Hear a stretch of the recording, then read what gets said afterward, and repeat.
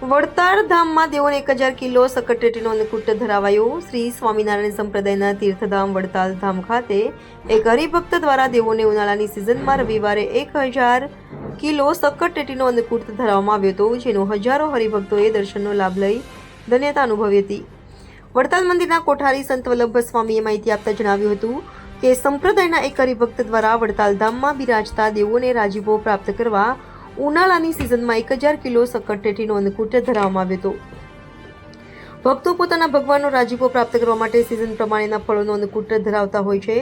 ત્યારે 23 માર્ચ 2025ને રવિવારના રોજ મંદિરમાં બિરાજતા દેવોને 1000 કિલો સક્કરટેટીનો અન્નકૂટ ધરાવવામાં આવ્યો હતો. સવારે 8 કલાકથી સાંજના 6 કલાક સુધી હજારો ભક્તોએ અન્નકૂટ દર્શનનો લાભ લઈ ધન્યતા અનુભવી હતી. અન્નકૂટ મહાપ્રસાદનું સોમવારે સવારે ચરોતરના વૃદ્ધાશ્રમો તથા દિવ્યાંગ શાળાઓમાં સ્વયંસેવકો દ્વારા વિતરણ કરવામાં આવશે. રિપોર્ટર નરેશ ગનવાડી, નડિયાદ.